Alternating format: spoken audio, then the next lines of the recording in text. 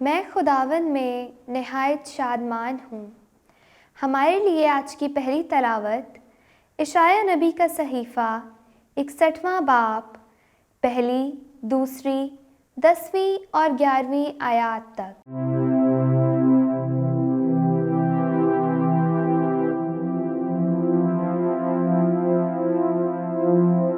مالک خداوند کی روح مجھ پر ہے، کیونکہ خداوند نے مجھے مسح کیا تاکہ مسکینوں کو خوشخبری دوں۔ اس نے مجھے اس لیے بھیجا کہ شکستہ دلوں کو درست کروں اور اسیروں کو آزادی کی اور قیدیوں کو رہائی کی بشارت دوں، تاکہ خداوند کے سال مقبول کا اور ہمارے خداوند کے انتقام کے دن کا اشتہار دوں اور سب ماتم کرنے والوں کو تسلی بخشوں۔ میں خداوند میں نہایت شادمان ہوں گا اور میری جان میرے خدا میں خوش ہوگی، کیونکہ اس نے مجھ کو نجات کی پوشاک سے ملبس کیا اور صداقت کا جبہ مجھے پہنایا، دلہے کی طرح جو تاج سے سجایا گیا ہو اور دلہن کی طرح جو اپنے زیورات سے آراستہ ہو، کیونکہ جس طرح زمین اپنی سبزی نکالتی اور باغ اپنے میں بوئی ہوئی چیزوں کو اگاتا ہے، اسی طرح سے مالک خداوند تمام قوموں کے سامنے صداقت اور حمد اگائے گا۔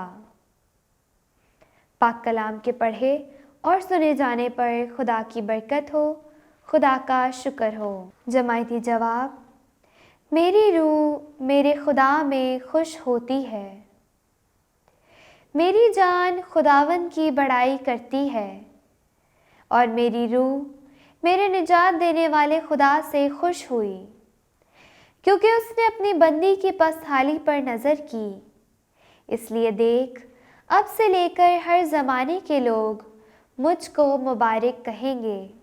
جماعتی جواب: میری روح میرے خدا میں خوش ہوتی ہے، کیونکہ القادر نے میرے لیے بڑے بڑے کام کیے ہیں، اور اس کا نام قدوس ہے، اور اس کی رحمت ان پر جو اس سے ڈرتے ہیں پشت در پشت رہتی ہے۔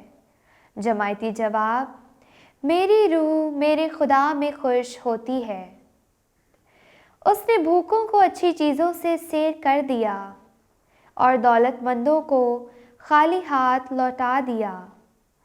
اس نے اپنے بندے اسرائیل کی دستگیری کی تاکہ اس کی رحمت کو یاد فرمائے۔ جماعتی جواب: میری روح میرے خدا میں خوش ہوتی ہے۔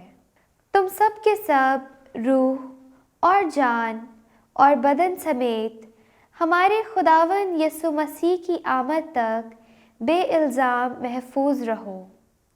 ہمارے لیے آج کی دوسری تلاوت مقدس پولس رسول کا پہلا خط تسالونیکیوں کے نام 5واں باب 16ویں سے 24ویں آیات تک۔ اے بھائیو، ہم تم سے عرض کرتے ہیں کہ ہمیشہ خوش رہو، بلا ناغہ دعا کرو، ہر ایک بات میں شکر گزاری کرو، کیونکہ مسیح یسوع میں تم سب کی بابت خدا کی یہی مرضی ہے۔ روح کو نہ بجھاؤ، نبوتوں کی حقارت نہ کرو، سب باتوں کا امتحان کرو، جو اچھی ہو اسے پکڑے رہو، ہر ایک بدی کی صورت ہی سے دور رہو۔